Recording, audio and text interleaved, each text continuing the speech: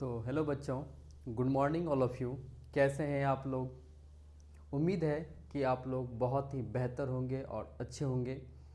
Twelfth board exam की तैयारियां जमकर शुरू कर दिए होंगे आप लोग, है ना? चलिए, मैं पीके गुप्ता, बायोलॉजी एडुकेटर फ्रॉम रंगूई मैदान, पूर्णिया, बिहार, आप सबों का तहे दिल से स्वागत करता हूं और आमंत्रित भी करता हूं आपके प्यारे से YouTube channel OCP Bihar board पर। ओसीपी बिहार बोर्ड पर, है ना बेटा? प्यारे से YouTube channel OCP Bihar board पर, ठीक है? क्योंकि इस चैनल के माध्यम से आप लोगों को 11th एंड 12th के सभी स्टूडेंट्स को बायोलॉजी पढ़ाऊंगा और 12th बोर्ड एग्ज़ाम का संपूर्ण तैयारी कराने की पूरी कोशिश करूंगा मज़ेदार ट्रिक के साथ, है ना? चलिए, 11th एंड 12th के लेक्चर के साथ साथ ही 11th एंड 12th के लेक्चर के साथ साथ ही ऑल कॉम्पिटिटिव एग्ज़ाम को ध्यान में रखते हुए तैयारी कराई जाएगी। जैसे कि बेटा आपके कॉम्पिटिटिव एग्ज़ाम हो गए DCEC, BCECE, NEET, नीट, है ना? क्या diploma certificate entrance competitive examination, Bihar combined entrance competitive examination, NEET, national eligibility test ETC, है ना बेटा? देखिए, हम लोगों ने ये आपको क्यों बताया, क्यों बोला? क्योंकि बेटा जब आफ्टर 10th स्टूडेंट साइंस में बायो लिए थे मेन सब्जेक्ट के रूप में, तो वो कहीं ना कहीं ये सोच के लिए होंगे, ऐसे तो अपने मन से तो नहीं ले सकते, या कुछ सोच के ही लिए होंगे। तो ठीक है क्या? तो जो बच्चों ने ये सोच के लिए होंगे कि हमें तो मेडिकल की ओर जाना है, तो मेडिकल में जाने के लिए बेटा करना ये क्या है कि आपको ये एंट्रेंस एग्ज़ाम से गुजरना होगा। डायरेक्ट तो आप मेडिकल में नहीं जा सकते, डायरेक्ट आप मेडिकल में तो नहीं जा सकते बेटा। उसके लिए आपको कुछ ना कुछ इंट्रेंस एग्ज़ाम दे करके ही, कोई ना कोई इंट्रेंस एग्ज़ाम दे करके ही आप मेडिकल के क्षेत्र में अपना लाइफ बना सकते हैं और अपने बेहतर लाइफ बना सकते हैं, है ना बेटा? चलिए, ठीक है। तो इस वजह से हमने आपको ये सारे चीज़ बताए। DCEC हो गया, BCECE हो गया और नीट हो गया, है ना? चलिए, तो ये क्या होगा बेटा, लेक्चर के साथ साथ ही अब ये बोलेगा सर बिहार बोर्ड है तो हिंदी मीडियम या इंग्लिश मीडियम, तो बेटा दोनों ही मीडियम रहेंगे आपके, हिंदी और इंग्लिश दोनों ही मीडियम के पढ़ाए जाएंगे, वो भी सेपरेट लेक्चर के साथ, है ना? तो लेक्चर के साथ साथ ही ऑल कॉम्पिटिटिव एग्ज़ाम को ध्यान में रखते हुए तैयारी कराई जाएगी। अर्थात आपको ये 11th और 12th के बाद आपको तैयारी करने की ज़रूरत नहीं पड़ेगी। अगर आप बेहतर से निरंतरता के साथ, कंसिस्टेंसी के साथ अगर आपने स्टडी मेरे साथ किया तो आपको बौखने की ज़रूरत नहीं पड़ेगी बेटा 12th के बाद, है ना? चलिए, देखिए, बायोलॉजी में क्या करना है बेटा, बायोलॉजी में ज़्यादातर NCERT पर ही फोकस करना है। ज़्यादातर आपको क्या करना बेटा, NCERT पर ही फोकस करना है, NCERT पर ही फोकस करना है। क्योंकि जितने भी इंट्रेंस एग्ज़ाम होते हैं, जितने भी आपके इंट्रेंस एग्ज़ाम होते हैं, चाहे मेडिकल के क्षेत्र में जा रहे हो आप, क्योंकि ओबियसली जाएंगे बेटा, क्योंकि अपने बायो लिए हुए हैं, तो सभी का क्वेश्चन NCERT से ही बनते हैं। सभी का क्वेश्चन कहाँ से बनते हैं बेटा, NCERT से बनते। इस वजह से हमें NCERT का लाइन बाय लाइन कवर करनी है और उनका सारे मीनिंग समझने हैं, है ना? जो कि हम आप लोगों को समझाने का पूरा कोशिश करेंगे। चलिए, चाहे स्टूडेंट BSEB का हो या बिहार बोर्ड का हो, CBSE बोर्ड का हो, यहाँ तक कि किसी भी बोर्ड का हो बेटा, सभी स्टूडेंट के लिए लाभदायक साबित होंगे, है ना बेटा? क्यों? क्योंकि देख लीजिए कि आपका 11th और 12th का जो भी क्वेश्चंस बनते हैं बेटा, सारे के सारे NCERT से होते हैं। चाहे यूपी बोर्ड हो, बिहार बोर्ड हो, झारखंड बोर्ड हो, MP बोर्ड हो, सारे बेटा NCERT से ही पढ़ाए जाते हैं, है ना? तो इसलिए आपके लिए, सभी के लिए सामान्य है। कोई दिक्कत क्या? चलिए, ये डाउट आपका ख़त्म हो गई। उसके बाद ये देख लीजिए, अच्छा, आपके जो बायोलॉजी होते हैं बेटा, क्या होते हैं, एक विज्ञान का पार्ट होता है, विज्ञान के प्रकार होते हैं, है ना? तो चलिए, तो इस तरीके सबसे पहले हम ये जानते हैं बेटा विज्ञान होता क्या है ना? विज्ञान दो शब्दों से मिलकर बने होते हैं बेटा। एक तो हो गया बेटा वी प्लस आपका ज्ञान, है ना, जिसका अर्थ होता है बेटा विशिष्ट ज्ञान। जिसका अर्थ क्या होता है बेटा आपका विशिष्ट ज्ञान। देखिए हम कह सकते हैं, इसको परिभाषित कर सकते हैं इस तरीके से बेटा, आपका इस तरीके से परिभाषित कर सकते हैं, विज्ञान वह व्यवस्थित ज्ञान है, विज्ञान वह व्यवस्थित ज्ञान है जो लगातार अध्ययन, अवलोकन एवं प्रगति से ही मिलते हैं। समझ में आएगा क्या? ठीक है। अब देखिए, या इसको और दूसरे भाषा में, अगर इसको दूसरे भाषा में नहीं, अगर इसको हम परिभाषित और भी तरीके से किया जा सकते हैं, जैसे कि देख लीजिए बेटा, प्रकृति में विद्यमान विभिन्न प्रकार की वस्तुओं का, प्रकृति में विद्यमान विभिन्न प्रकार की वस्तुओं का क्रमबद्ध एवं सुसंबद्ध तरीकों से किए गए अध्ययन को ही विज्ञान कहते हैं। क्या आपको समझ में आया क्या? क्रमबद्ध एवं सुसंबद्ध तरीके से किए गए अध्ययन को ही हम लोग विज्ञान कहते हैं। प्रकृति में, चाहे आपके इन्वायरमेंट में, आपके दुनिया में जितने भी वस्तु हैं बेटा, अगर उसको सुसंबद्ध, उसके तरीके से, उनके व्यवस्थित तरीके से अध्ययन किया जाए, विचार किया जाए, तो उसी को हम लोग क्या कहते हैं बेटा? विज्ञान कहते हैं। ठीक है क्या? यहाँ तक समझ में आ गई होगी आप लोगों को। चलिए, विज्ञान को मुख्यतः 3 भागों में वर्गीकृत किया गया है। विज्ञान को मुख्यतः 3 भागों में वर्गीकृत किया गया है, जो कि आप लोग इजी वे में जानते होंगे बेटा। सबसे पहले तो भौतिक विज्ञान है ना, सबसे पहले भौतिक विज्ञान हो गए आपके। दूसरा क्या हो गया बेटा? आपके जीव विज्ञान हो गए। तीसरे क्या हो गए बेटा? रसायन विज्ञान हो गए, है ना। ओबियसली हम लोग बायो पढ़ रहे हैं, बायो की बात करेंगे तो बायो के बारे में ही ज़्यादा जानकारी रखेंगे। तो उसके बाद हम ये जानेंगे कि जीव विज्ञान आपका होता क्या है। क्या आपने यहाँ तक समझा हमने क्या क्या बोला? सबसे पहले तो हम जब अपने बारे में कुछ बताएं, है ना, कि हम कौन हैं, कहाँ से बिलोंग करते हैं, हम क्या पढ़ाएंगे आप लोगों को, है ना, ये सारा चीज़ हमने बताया। उसके बाद आपके सारे कम्पिटिटिव एग्ज़ाम का भी तैयारी कक्षा के साथ साथ ही होगा, ये सारी चीज़ आपने समझा। फिर उसके बाद हमने विज्ञान बोला, क्योंकि जीव विज्ञान क्या है बेटा? एक तरह से विज्ञान है, विज्ञान की शाखा है। तो हमने बोला विज्ञान किसे कहते हैं? विज्ञान आपके 2 शब्दों से मिलकर बने होते हैं, वी प्लस ज्ञान, जिसका विशिष्ट ज्ञान होता है। विज्ञान का क्या होता है बेटा? व्यवस्थित ज्ञान है, जो लगातार अध्ययन, अवलोकन, प्रयोगों से मिलती है।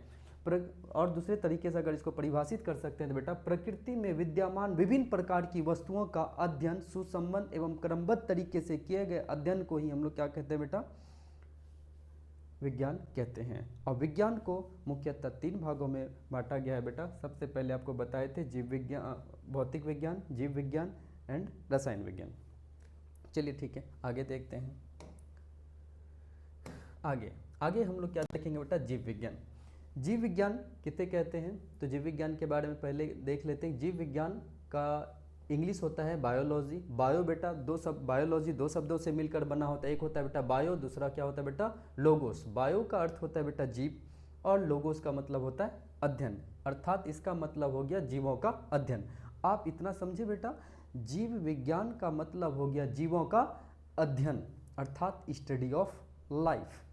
चलिए, अब देखो, इसको विस्तार पूर्वक अगर इसको परिभाषित करना चाहें विस्तृत तरीके से, तो हम ये बोल सकते हैं, जीव विज्ञान विज्ञान की वह शाखा है। जीव विज्ञान विज्ञान की किसकी शाखा है? विज्ञान की शाखा है। जीव विज्ञान विज्ञान की वह शाखा है जिसके अंतर्गत जीवों का अध्ययन किया जाता है।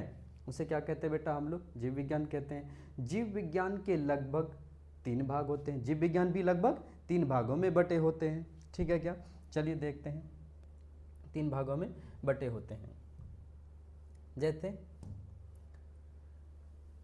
जीव विज्ञान के पिता किसे कहते हैं? देखिए बेटा, जीव विज्ञान के पिता किसे कहते हैं? अरस्तु को। या जीव विज्ञान के जनक किसे कहते हैं बेटा? अरस्तु को। ये बात क्लियर हो गई। अब देखिए बेटा, जंतु विज्ञान, हमने क्या बोला? आपके जीव विज्ञान को लगभग ये भी 3 भागों में बटे होते हैं। जंतु विज्ञान, वनस्पति विज्ञान, सूक्ष्म विज्ञान। क्या कोई दिक्कत है क्या? नहीं, हमें नहीं लगता कि आप लोगों को कोई दिक्कत होगी यहाँ तक में।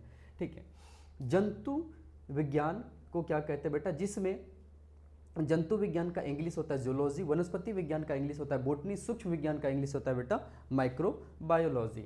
अब देखिए, जंतु विज्ञान या आपका जूलॉजी किसे कहते हैं? जिसमें क्या, इसको भी क्या किस तरीके से बेटा विस्तार रूप से अगर परिभाषित करना होगा तो ऐसे करेंगे, जंतु विज्ञान जीव विज्ञान की वह शाखा है जिसके अंतर्गत जंतुओं या प्राणियों का अध्ययन किया जाता है। जंतु और प्राणियों का मीनिंग सेम ही होता है, इसलिए हमने ऑब्लिक डाल करके बताया बेटा, जंतुओं और प्राणियों का अध्ययन किया जाता है, उसे क्या कहते हैं बेटा? जंतु विज्ञान। जंतु विज्ञान के जनक किसे कहते हैं बेटा? अरस्तु को। किसे कहते हैं बेटा?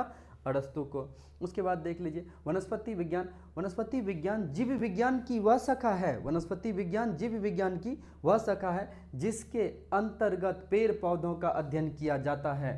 उसे क्या कहते हैं बेटा, वनस्पति विज्ञान बोलेंगे या तो उसे पादप विज्ञान बोलेंगे, है ना। चलिए, वनस्पति विज्ञान के जनक किसे कहेंगे बेटा, थियोफ्रेस्टस। किसे कहेंगे बेटा, थियोफ्रेस्टस, क्योंकि प्लांट के बारे में अधिकतर यही बात किए होंगे या कुछ इसमें जानकारी ज़्यादा दिए होंगे इन्होंने, इसीलिए इसे क्या कहा जाता है बेटा, थियोफ्रेस्टस, वनस्पति विज्ञान के पिता। अब देखिए सूक्ष्म विज्ञान, सूक्ष्म विज्ञान का इंग्लिश होता है माइक्रोबायोलॉजी। माइक्रो का सूक्ष्म मतलब सूक्ष्म होता है और बायोलॉजी का मतलब क्या होता है बेटा, जीव विज्ञान। अब देखिए सूक्ष्म, इसका मतलब क्या होता है बेटा, इसमें सूक्ष्म विज्ञान किसे कहते हैं, सूक्ष्म विज्ञान जीव विज्ञान की वह शाखा है जिसके अंतर्गत सूक्ष्म जीवों का अध्ययन किया जाता है, उसे क्या कहेंगे बेटा, सूक्ष्म विज्ञान। चलिए देखिए, सूक्ष्म जीवों का अध्ययन किया जाता है, इसमें क्या किया जाता है बेटा, सूक्ष्म जीवों का अध्ययन किया जाता है, उसे क्या बोलते हैं बेटा, सूक्ष्म विज्ञान। सूक्ष्म विज्ञान के जनक किसे कहते हैं बेटा, एंटोन वॉन ल्यूवेनहोयक। क्यों बेटा, क्योंकि सबसे पहले सूक्ष्म जीवों का खोज इसी भाई ने एंटोन वॉन ल्यूवेनहोयक ने किया था। समझ में आ गई क्या बात, ये थी बात। चलिए आगे देखते हैं। अच्छा, आगे जो हमने बोला था कि आपको मेडिकल के लिए, जो बच्चे अपना सपना बना के रखे हुए हैं कि हमको मेडिकल में जाना है, तो उसके लिए आपको ये 3 एंट्रेंस का एग्ज़ाम देना पड़ेगा, जो कि आपका क्या है बेटा, अब इसको हमने विस्तार पूर्वक बता दिए। देखिए बेटा, मेडिकल में जाना इतना आसान नहीं होता है, आपको बहुत बेहतर कंसिस्टेंसी निरंतरता के साथ आपको पढ़ना पड़ेगा। लगातार आपको PYQ का क्वेश्चन सॉल्व करना पड़ेगा और टीचर के साथ हमेशा क्लास अटेंड करना पड़ेगा आपको, है ना। चलिए, तो इस तरीके से ही आपका निकल पाएगा। ऐसा नहीं कि आपने आज 2 दिन बहुत बेहतर पढ़ा फिर उसके बाद आपने नहीं पढ़ा, तो इस तरीके से बेटा आपकी नहीं हो पाएंगी, क्योंकि आपने अंडर 10th 8 9 10th पढ़ा था तो बेटा वो आपका बेस बना था, लेकिन अब आपका 11th एंड 12th जो है बेटा, ये आपका कैरियर डिसाइड करेगा। क्या बात आप समझ रहे हैं, है ना। तो आपका कैरियर डिसाइड करेगा बेटा। आपने अंडर 10th नहीं पता क्या किया आपने, क्योंकि उसी पढ़ाई के बदौलत आपके 8 9 10th के बदौलत ही आपका 12th बेहतर हो सकता है, 11th 12th बेहतर हो सकता है। अब इनमें देखिए बहुत सारे महापुरुष ऐसे होते हैं जिनको ये लगता है कि हम 11th नहीं पढ़ेंगे तो 12th आपका बेहतर हो जाएगा, 12th में अच्छा कुछ कर लीजिएगा। बेटा आप बोर्ड एग्ज़ाम किसी तरीके से तो कर लीजिएगा। क्या आपका यही है इरादा कि आप केवल बोर्ड एग्ज़ाम करके घर में बैठ जाइए? क्या आपको उनसे आगे भी निकलना है? तो आगे निकलने के लिए बेटा आपको 11th पढ़ना पड़ेगा। क्यों? क्योंकि बेटा विदाउट 11th आपका 12th बेहतर नहीं हो सकता, हो ही नहीं सकता। समझ में आ गया क्या? ठीक है, क्योंकि आप चाहे 12th के बाद जो भी कम्पिटिटिव एग्ज़ाम दीजिएगा बेटा या कोई इंट्रेंस एग्ज़ाम दीजिएगा, आपका 60 to 70% क्वेश्चन आपके 11th से ही होते हैं। 11th बेटा बेस होता है। 11th क्या होता है बेटा? आपके बेस होता है। सारे चैप्टर आपके बेसिक चैप्टर 11th में ही प्रेजेंट होते हैं। 11th के चैप्टर के बगैर आपका 12th का चैप्टर समझ में नहीं आएगा। क्या बात आप समझ रहे हैं? तो इस तरीके से बेटा आपको पढ़ना पड़ेगा। हम लगातार आपके लिए क्लास लेके आएंगे, आपको टाइम टेबल भी बता देते हैं हम कब कब आपको क्लास लेके आएंगे, और धीरे धीरे आपका लाइव भी होने लगेगा। हमें लगता है कि 2-4 दिन में आपका लाइव क्लास लगने लगेंगी और टाइम टेबल हम आपको बता देते हैं, है ना। तो चलिए, अच्छा ये नीट होता है बेटा, थोड़ा हार्ड होता है, लेकिन उसके लिए क्या करना पड़ेगा, बिल्कुल हार्ड नहीं होगा, क्योंकि हम जब आपको पढ़ाएंगे तो आपको NCERT का लाइन बाय लाइन क्लियर करते जाना है। अगर आपको कोई डाउट होता है तो आपका जब वीडियो अपलोड होगा टेलीग्राम लिंक आपको मिल जाएंगे, प्लस आपका लाइव क्लास के दौरान तो आप मैसेज वगैरह कर ही सकते। अगर हम आपको रिप्लाई नहीं कर पाए तो टेलीग्राम पर आप लोग डाउट सेंड कीजिएगा, हम आपका उसका सॉल्व आउट करने का पूरा कोशिश करेंगे। ठीक है क्या? चलिए अब ये देखिए, मेडिकल में जाने वाले बच्चों निष्ठापूर्वक बेटा पढ़ना पड़ेगा, क्योंकि आप कामयाबी की ओर जाने के लिए बेटा आपको तन मन धन की आवश्यकता पड़ती है, लेकिन आपको ना तो तन लगाना है ना ही आपको क्या करना है बेटा, धन लगाना, क्योंकि ये सारे काम आपके माता पिता कर देते हैं। पर आप स्टूडेंट हो, आपका कर्तव्य बनता है, क्योंकि आप 16 to 18 ईयर्स के आसपास में होंगे, है ना। तो आपका कर्तव्य बनता है बेटा केवल मन लगाकर अपने कैरियर बनाना, जो आपको मम्मी पापा है ना, जो आप लोगों को पढ़ाना चाहते हैं, या आप अच्छे शहर जाते हैं या आप पूर्णिया आए हुए हैं, तो आप यहाँ पे बेहतर होकर के पढ़ाई करें, मन लगा करके पढ़ाई करें बेटा। धन और तन की तो ज़रूरत ही नहीं पड़नी है ना। आपको थोड़ी ना खेत कुदालना है, जा करके मिट्टी कुदालनी है, या आपको है ना मकई वाले फील्ड में आपको काम करना है, ऐसा तो नहीं है।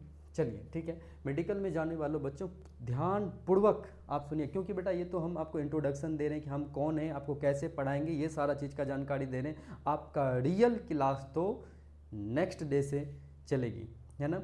तो इसलिए आपका ये लेक्चर कैसे पता चलेगा कि कब कब आएगा बेटा, तो आपको हमने बोला ना, OCP बिहार बोर्ड नामक मेरा चैनल का नेम है, आप इसको सब्सक्राइब कीजिए और शेयर भी कीजिए, है ना। इस लिंक को शेयर भी कीजिए, ताकि आपको तो मदद मिलती है, हेल्प मिलेगी, और आप दोस्तों को भी हेल्प करें, क्योंकि बेटा प्रवृत्ति मदद वाली होनी चाहिए, हेल्प वाली होनी चाहिए, है ना, तो ही आप बेहतर इंसान कहलाने के योग्य हैं, है ना, हेल्प करनी चाहिए। तो चलिए ठीक है बेटा, जैसे कि फॉर मेडिकल आपको DCEC diploma certificate entrance competitive examination इसका फुल फॉर्म होता है। BCECE का इसका फुल फॉर्म होता है बेटा Bihar combined entrance competitive examination. अब देख लीजिए, और नीट है बेटा नेशनल एलिजिबिलिटी इंट्रेंस टेस्ट। अब समझिए, DCECE का एग्ज़ाम देने के बाद या इस इंट्रेंस देने के बाद आपको क्या क्या होगा बेटा, एक डिप्लोमा सर्टिफिकेट मिलेगा जो कि ANM GNM का होते हैं और बहुत सारे होते हैं, ETC हमने डाल दिया। अब देखिए यहाँ पे Bihar combined entrance competitive examination, इससे क्या होता है बेटा, आपको इस यह एंट्रेंस एग्जाम देने के बाद आपको क्या मिलेगा, कौन सा कॉलेज मिल सकता है या क्या कर सकते हैं आप, BSc nursing, agriculture, x-ray lab technician, ठीक है क्या, ETC बहुत सारी चीज़ बन सकते हैं इसमें, कोई ना कोई कॉलेज तो मिल ही जाएगा बेटा। अच्छा एक बात बता देता हूँ, ये आपका एग्ज़ाम जो होता है बेटा 1200 का होता है। कितने ये का होता है बेटा, 1200, क्योंकि इसमें PCB इससे आपके 100 क्वेश्चंस होते हैं, इससे भी आपके 100 क्वेश्चन होते हैं, इससे भी आपके 100 क्वेश्चन होते हैं, और प्रत्येक क्वेश्चन से का मार्क्स 4 होता है। तो आपका 400 ये हो गए, 400 फिर ये भी हो जाएंगे, 400 फिर ये भी हो जाएंगे, क्योंकि एक क्वेश्चन पर आपको 4 मार्क्स मिलते हैं। तो टोटल कितने हो गए बेटा, 1200। मतलब ये आपका BSc नर्सिंग के लिए है ना, BSc नर्सिंग के लिए। अगर आप एग्रीकल्चर कीजिएगा तो बेटा हो सकता है ना, और सब्जेक्ट इसमें जुड़ सकते हैं, जैसे कि PCM मैथ भी जुड़ सकता है, ये सारी चीज़ होते हैं बेटा, और सारे भी इसमें सब्जेक्ट होते हैं, लेकिन मेनली आपका फिजिक्स केमिस्ट्री बायो तो ये होते ही होते हैं, ठीक है। अब आया बेटा आपका नीट भी बेटा आपका 720 मार्क्स का एग्ज़ाम होता है, इसमें भी आपका PCB आता है। कौन आता है बेटा, PCB। आपका फिजिक्स में टोटल क्वेश्चन बेटा 45 रहता है, केमिस्ट्री में भी आपका 45 रहेगा, और आपका बायोलॉजी में टोटल 90 क्वेश्चन, क्योंकि बेटा आपका बायोलॉजी भी 2 भागों में बटे होते हैं, है ना। जो अब अभी तो आपने पढ़ा था ना, जीव विज्ञान आपके कितने प्रकार के होते हैं बेटा, 3 प्रकार के होते हैं। जैसे आपने सूक्ष्म विज्ञान को छोड़ दिया है ना, सूक्ष्म विज्ञान को इसमें नहीं जोड़ा गया।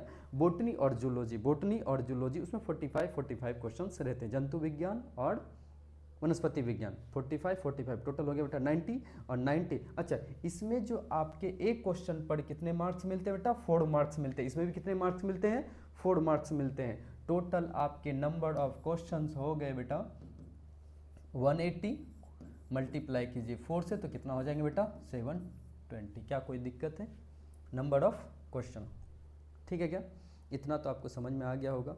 चलिए अब लगभग हम लोग बात कर लिए बेटा, अब ये बात कर लेते हैं कि हम लोग का जो चैप्टर स्टार्ट होगा तो कैसे पढ़ाएंगे, पढ़ाने का क्या तरीका होगा, है ना। देखिए इधर अभी तो हमने हिंदी मीडियम में बात किया है, जब आपके इंग्लिश मीडियम वाले 11th या 12th का क्लास होगा तो आपका ये सारी बातें बेटा इंग्लिश में बताने का कोशिश करेंगे। हालांकि आप लोग हिंदी में भी समझ गए होंगे, कोई ऐसी बात नहीं, कुछ ऐसे डेफिनेशन होंगे जो कि आपको इंग्लिश वाले हिंदी में नहीं समझ पाएंगे, और हिंदी वाले इंग्लिश में तो बताए ही नहीं, तो वो तो समझ ही जाएंगे, है ना। चलिए तो ये बात कर लेते हैं कि आपका जैसे मान लीजिए 11th का चैप्टर स्टार्ट होगा। 11th में सबसे पहले हम ये जान लेंगे हमारा क्या क्या सिलेबस है, आपके बुक में कौन कौन से सिलेबस हैं, कौन कौन से चैप्टर हैं। वो सबसे पहले आपका चैप्टर का नाम पता होना चाहिए, चैप्टर का नाम पता होना चाहिए। टोटल चैप्टर का नेम लिखेंगे, और प्रत्येक चैप्टर से कितने कितने मार्क्स आएंगे या क्या क्या वेटेज है, कौन कौन इंपॉर्टेंट है, उसको स्टार मार्क करेंगे। फिर उसके बाद आपका अगर चैप्टर स्टार्ट होगा तो उस चैप्टर का टॉपिक लिखेंगे, उस टॉपिक को एक एक करके प्रत्येक टॉपिक को बहुत ही मज़ेदार ट्रिक के साथ पढ़ करके ख़त्म करेंगे। और ख़त्म करने के बाद उस चैप्टर से पर्सनली जितना क्वेश्चंस बनने वाले रहेंगे वो आपके PDF के फॉर्म में आपको मिल जाएगा, है ना। टेलीग्राम लिंक पे शेयर हो जाएंगे, तो आप लोग उसको बनाने का पूरा कोशिश कीजिएगा बेटा, क्योंकि देखिए पढ़ते हम इसलिए हैं ताकि हम क्वेश्चंस बना सकें, खाना हम लोग इसलिए बनाते हैं ताकि उसको खा सकें, है ना।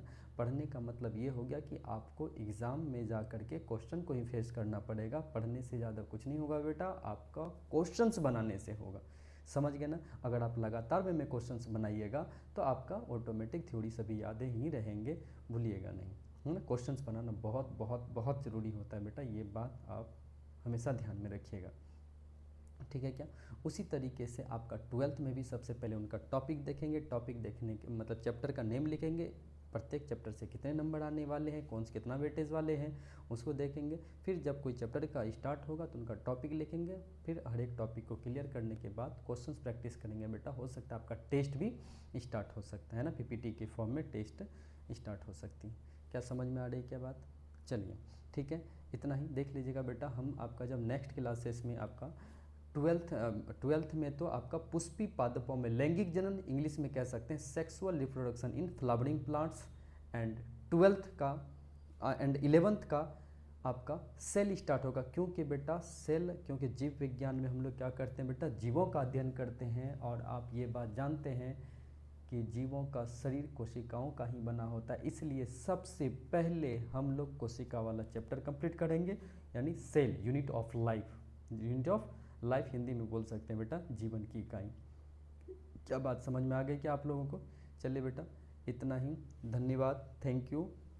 और शेयर कीजिएगा बेटा थोड़ा, अगर आपको ये लगे कि हम आपको बेहतर पढ़ा पा रहे हैं और आप समझ पा रहे हैं, तो थोड़ा बेटा मेरा मेहनताना के रूप में जो आपको फीस लगते हैं वो तो आपको देने ही नहीं पड़ेंगे, नहीं देने पड़ेंगे बेटा। तो मेरा मेहनताना कैसे दीजिएगा? बस केवल दोस्तों को इस चैनल पर आमंत्रित करके, शेयर करके, उनको बुला करके, है ना बेटा। थैंक यू, धन्यवाद, bye bye, good night, thank you बेटा।